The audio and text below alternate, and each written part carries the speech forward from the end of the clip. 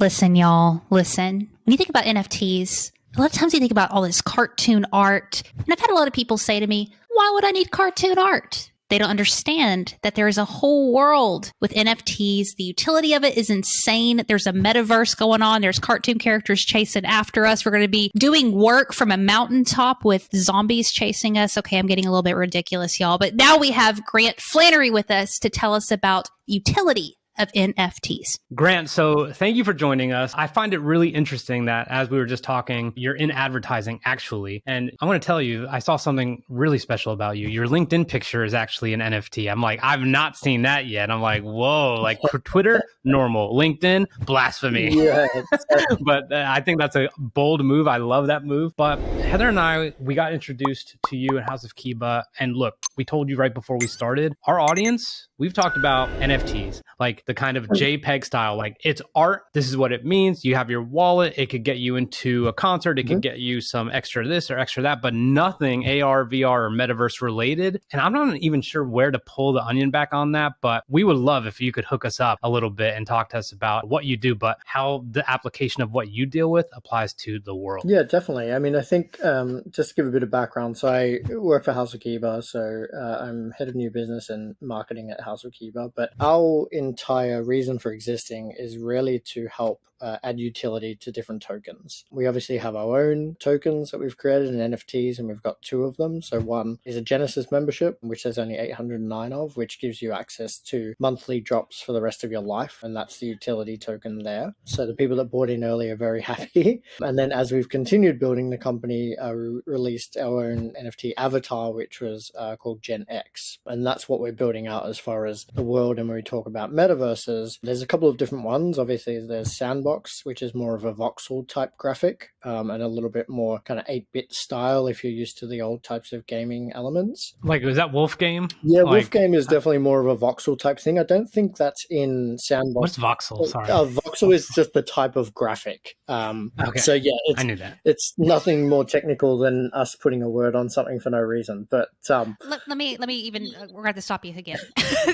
NFTs for newbies here. I don't want to leave anybody behind. You're saying the word token and yes. NFT in the same sentence. Can you differentiate between the two? No, I mean, they're the same thing. They're the exact same thing. We Interchangeable. just, we call them tokens more because they're kind of access tokens, I guess. But yeah, essentially, they are the same thing. NFTs is the broader base, and then the token is the individual element. So what we use is we develop utility on the back of a token. So if you think about a 2D cartoon drawing, for example, and the best one that we can talk about at the moment because we're doing work for them is the Gutter Cat Gang. Essentially, that's a 2D token that we're actually creating an entirely new world for. And when we say new world, we mean a digital virtual world. So this is not going to be in the real world by any stretch of the imagination. It's creating I suppose, almost a different universe for you to hang out, interact, share, see people as a cat maybe, see people as a human maybe, and really just kind of develop relationships and connections that I suppose go beyond just tweeting at each other or DMing each other, and really just kind of develop that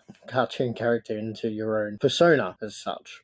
If we die in the metaverse, do we get another life? Like, what happens there? We will give you another life. I don't think it's just checking. Quite like Inception just yet, but it might get there. That's where my mind went. So basically, it's like, instead of saying, honey, I'm going to Vegas, and what happens in Vegas stays in Vegas, it's like, I'm going to the couch, and what happens in the metaverse stays in the metaverse. Don't worry. 100% right. So this is like visiting different worlds, and yeah, I'm sure that every place on Earth will be replicated eventually, as far as you can take a virtual trip to Paris, you can take a virtual trip to Italy, or wherever you want to go, down to Australia. Molto bene. Yeah. I'll go. Heather, you have a look. Sorry, I have to say this. She has a look on her face, and I think, Grant, we just need to ask a very simple question. Sure. If anyone is listening, what are you supposed to do when you show up in the metaverse? Like, if you gave me something right now, I'd be like, what do I do? Like, what is supposed supposed to happen. Yeah, so there's You lots go of find the different lady in the red things. dress. That's what we go do. Exactly, yeah, go and find the lady in the red dress. But I mean, there's lots of different things that are being built out. So there's activities, so where you can play games against each other. There's more kind of play to earn stuff. So you could be doing tasks and then earning money or rewards or Ethereum for that. You could, be just hanging out and having a conversation, which is a little bit more in depth than, a social interaction. So you could have, for example, two 3D cats talking to each other face to face, as opposed to just through Twitter. But the majority of it is really to look at how do we develop gameplay and interactions with those avatars. So, for example, a gutter cat and a bored ape could be having a conversation, or they could be wrestling or fighting or whatever they want, really, is essentially the way that we play around in the metaverse. Okay, Grant. Grant. Hey, so I got so many questions, but listen, Yes. I guess my biggest one is why? Like big picture wise, I think a lot of people are either really pumped about this metaverse or they're totally freaked out. And if you think about it just from like a business perspective, a humankind perspective, like what is the advantage? What are the perks? What are we moving towards outside of like gaming and these weird, interesting things we can do? Why are we heading this direction? Yeah, I mean, I think what we're really interested in at House of Cuba is the social interaction part. There's a lot of people that would never be able to see each other face to face, if you want to call it that. Some people can't travel, some people can't have different experiences. So it really, I suppose, breaks down a lot of social barriers. And I think we see the metaverse as the next iteration of social media. So social media can only go so far. And obviously you guys have seen Facebook, talking about releasing their own metaverse. So it does make sense as far as what the next iteration of a social interaction could be. But the real benefit is just that. It's about connection. And I think, it's a space where a lot of people are, from all different walks of life. And I think that's what the beauty of NFTs are as well, that it does break down a lot of barriers, whether it's socioeconomical, whether it's race, whether it's, kind of gender or anything like that. And it allows people to connect in a different way. And I think being able to almost feel like you're in the room with someone, even though you're, maybe 6,000 miles apart, it really helps in that kind of connection part. It would have been incredibly helpful during COVID times to be able to jump in the metaverse and potentially see your loved ones or potentially see friends and family that you haven't seen. So I know you're shaking your head, but I mean, I'm I just think thinking of all the marital fights with this. That's all I'm yes, thinking about. yes, it's going to be very, very interesting to see how much time people spend and play in the metaverse. That's for sure. I got a question on, I think my assumption is that when most people think of NFTs, you mentioned Bored Apes, we think of digital art, not necessarily kind of the metaverse yet, or, having something where you can move around and it actually gives you utility to engage in a community. For you guys though, like if you do it right, which I'm sure you will, and the community starts to expand and the buzz, the word of mouth will travel, people want to be part of it. What kind of pressure does that put on you guys to be like, we need to build a restaurant in the metaverse, like immediately? Everyone's getting hungry. I mean, I don't even know, but like you have to think so far ahead because the desire is just going to increase. You're 100% right. The desire will increase. That's kind of what we're doing as far as scaling at the moment. We're also building what we call environments. So just to break down what an environment is for us, it's essentially if you wanted to be in the desert, if you wanted to be in a snowscape, if you wanted to be in a rainforest, you could essentially purchase those environments and build within them. So you could build a house, you could build a restaurant, you could build XYZ. And I think that's the other thing that'll happen eventually is that the average kind of Joe will be able to build things based on what they can purchase. So I think you're right. It will need to be fast. It will need to kind of keep up with demand. And I think that's where the teams that are going to succeed the most are the ones that are kind of building out their teams, whether that be internationally, whether that be locally, those types of things. So you can only build as fast as everything. And I think our pipeline is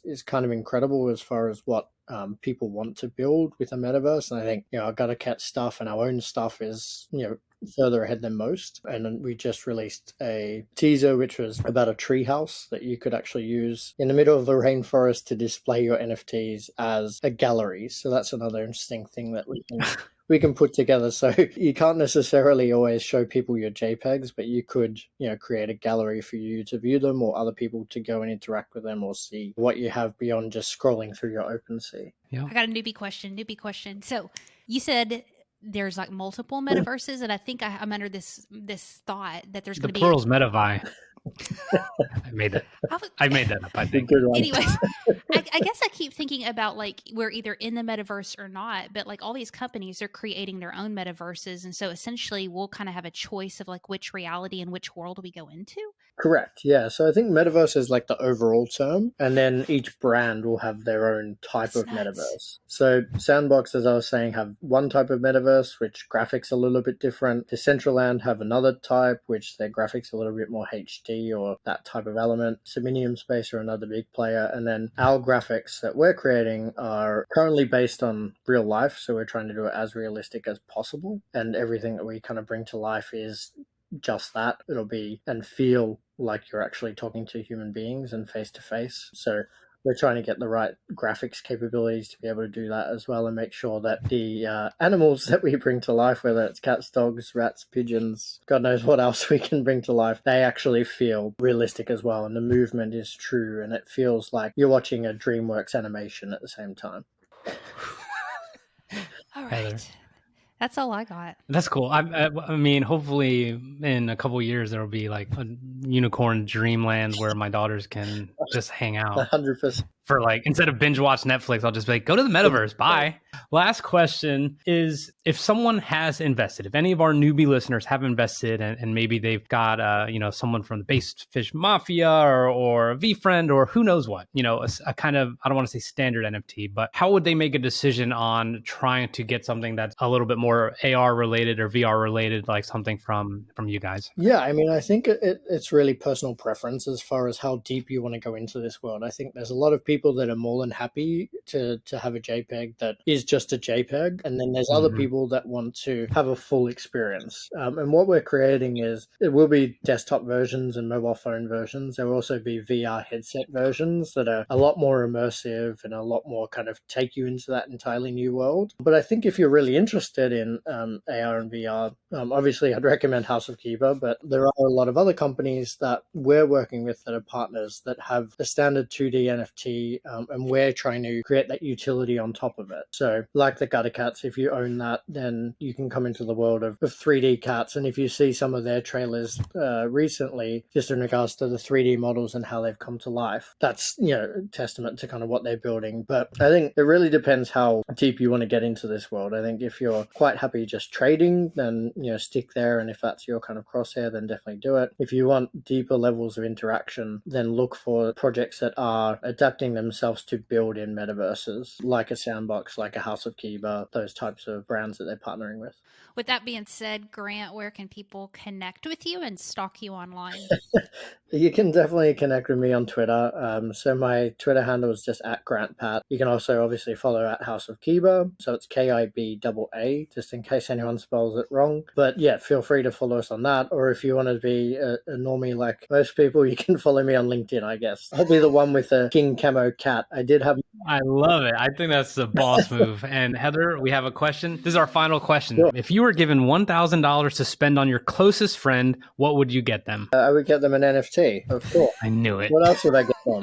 What would you get them? Not House of Kiba and not a Gutter Cat. $1,000. So what do we? That's like 0.2. Just trying to work out. Not much, right? Base. Yeah, He's like a stare in the metaverse. It's not a lot. So I think you could buy a toilet in the metaverse. I would actually, if it was someone getting into NFTs and wanted to experience the world, I think I'd probably put them in the same way that I got into it, which was NBA Top Shot, if they were a sports fan. So I'd maybe buy them a couple of rare NBA Top Shots just to get them started, because it's very much a gateway drug.